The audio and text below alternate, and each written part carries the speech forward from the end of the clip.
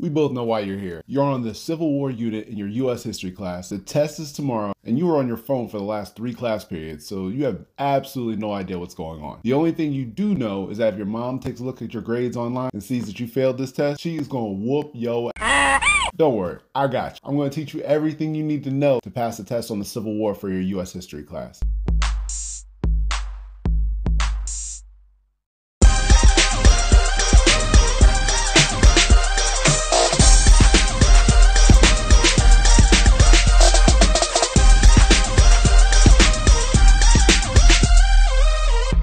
First, just to make sure we're on the same page, let's make sure we got our terminology down. What is a civil war? A civil war is a war that happens within a country as opposed to against another country. Just think of it as a domestic conflict, like when you and your siblings tear your parents' house apart because one of you ate the last bag of hot Cheetos. Civil wars happen all over the world, usually with younger countries that can't seem to see eye to eye on how the country should be run. Now, why is the American Civil War such a big deal? It's arguably the main reason the United States is still a country today after being forced to deal with an issue that has split the country since its inception. So let's get into it. The first thing your teacher is going to want to make sure that you know is the why. What caused the war? Also, why did it happen in the 1860s if it was fought over issues the country had since it started? Answer: sectionalism and westward expansion.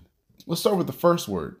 Sectionalism is a word you'll find in your textbook that describes how different regions having different economies leads to them all disagreeing on the country's policies. The North's economy was industrial, and the South's was agricultural. Northern paid factory workers kept the wheels of American manufacturing rolling, while an enslaved workforce on forced labor camps we affectionately refer to as plantations in the South were seen as an essential part of the Southern economy. This is probably the most obvious difference between the two regional economies and their sectional interest. However, other issues contributed to the sectional differences also, like tariffs. Tariffs are taxes on stuff that we buy but are made in another country. Why do we tax things that are made in another country? Because we make that stuff here already in northern factories. We want to support American businesses, so we have more jobs here in America. Specifically, northern factories. We don't want to buy stuff from other countries and support them at the expense of American workers. So we tax foreign products known as imports to make them more expensive so people have an incentive to buy American. Northern factory owners and workers love this idea. Factory owners are like, yay, Americans are buying, Pop-It, and not stupid British Pop-It. Huzzah! Because it's the 19th century and we say huzzah when we're excited about stuff. So huzzah! Factory workers are also like, huzzah! I get to keep my job because the company is profitable. But also, huzzah about you consider paying me a livable wage and having us switch to an 8-hour workday. But that part's for a later episode. Down south, however, people don't feel the same way about tariff because the South's economy is based on agriculture and there are more plantations than factories. Most Southerners don't benefit from tariffs. It only makes things more expensive for them. Tariffs and other tax policies are one example of how sectional interests start to drive a wedge between northern states and southern states. Now, while this has always been an issue going back to the time of our founding fathers, one thing that began to worsen the problem was westward expansion. As the United States began to expand its political boundaries west, the government kept needing to revisit the question of which region's economic preference should be represented in the new land they would annex. And the jockeying for political power in the legislature began.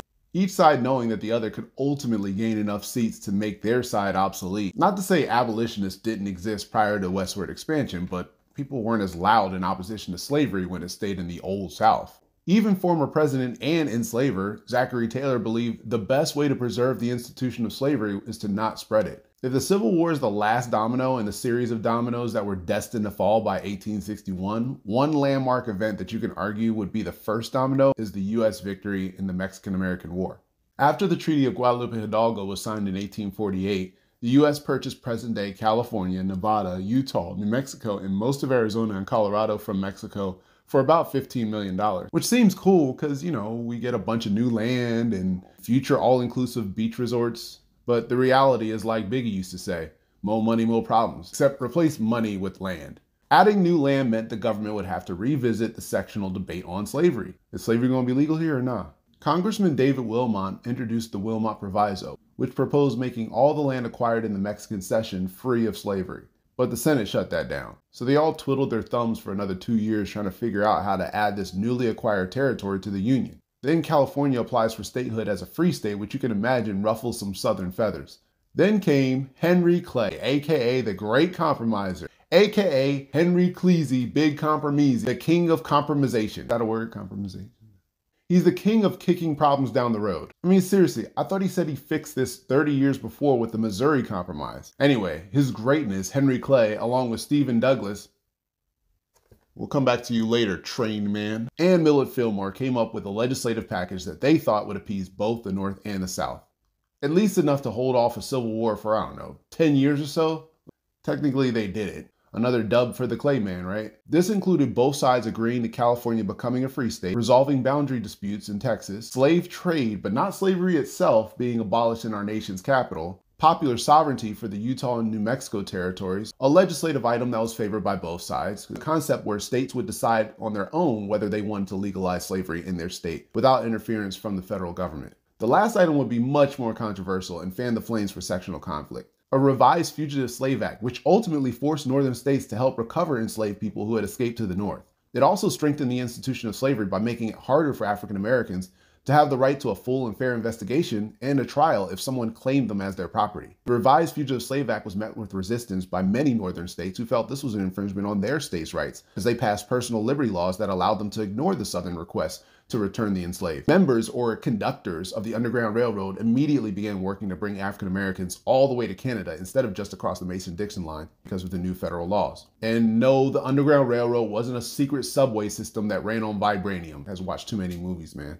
It was just a network of abolitionists dedicated to helping to smuggle enslaved people to freedom. Harriet Tubman, also known as Moses for bringing enslaved people to freedom, also began working to transport African Americans all the way to Canada. Another major domino that led to the Civil War was the Kansas-Nebraska Act. This 1854 bill passed with the intention of establishing and bringing into the Union the Kansas and Nebraska territories. Now, they had some success with that idea of popular sovereignty before. However, this time would bring about violence not only in the territory, but also in the very Senate floor it was debated on. All right, now it's time to talk about the train man, aka future presidential candidate Stephen Douglas. He had money tied up in the railroad business, specifically the Transcontinental Railroad. So he wanted to find a way to get the land in the Nebraska and Kansas territories organized as quickly as possible. There's only one issue.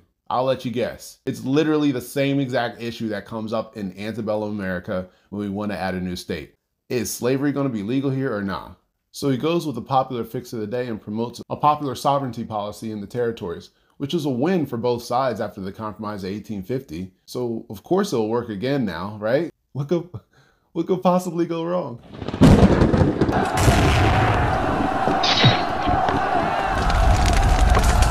While many liked the idea of allowing popular sovereignty to determine the slaveholding future of the state, many Northerners felt that this was just a tactic to nullify the Missouri Compromise and allow the possibility of slavery throughout the entire western part of the country. And they had a good point. People soon after began to flood the state just to vote illegally in Kansas elections to make sure slavery was legal. Things got pretty violent and ultimately led to a series of armed conflicts known as Bleeding Kansas. Bleeding Kansas is like the Civil War preseason, or Civil War scrimmages. It's the we got Civil War at home version, if you will. The wish version of the Civil War. I mean, there was fighting and it was over slavery, but also it's Kansas. So sorry if you're from Kansas, it sounds like a beautiful place to live. The conflicts included the Potawatomi massacre led by John Brown and his sons, who must have been from the future because they legit tried to recreate the 2003 cult classic Kill Bill as they hacked to death pro-slavery farmers. This violence wasn't limited to Kansas. Even back on the Senate floor in our nation's capital, people were losing their minds. Pennsylvania Senator Charles Sumner gave a speech called The Crime Against Kansas, where he condemned the Southerners that wanted to expand slavery into Kansas.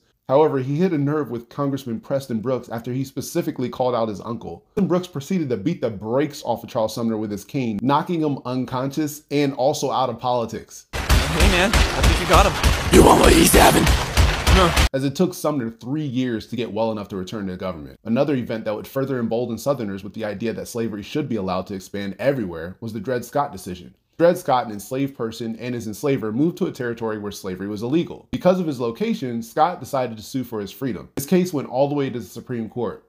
In a 7-2 decision, the Supreme Court ruled against Scott. Two game-changing opinions came out of this decision. Number one, Scott was told that because of his status as human property, he had no right to sue for his own freedom. Number two, and possibly the most significant part of the ruling, Supreme Court Justice Roger Taney said that Scott's location shouldn't even be part of the equation when deciding on whether or not he should be granted his freedom, because The Constitution is clear about the government not having the right to pass laws infringing on individuals' property rights. That second part had ramifications felt throughout the country, as this court case was no longer about Dred Scott's freedom, but the status of African Americans in every state, free or slave. The Lincoln-Douglas debates are usually the next major event recognized in the chain of Civil War causation. This event gives us our first look at the man that would ultimately change America. The Lincoln-Douglas debates are a series of open-air debates between Stephen Douglas and Abraham Lincoln, who at the time are running for the Illinois senator seat, not the presidency, yet. Lincoln loses the election, but this series of debates catapult him into national recognition. I mean, basically, this dude goes viral over this stuff, and will help him in 1860 when he actually runs for president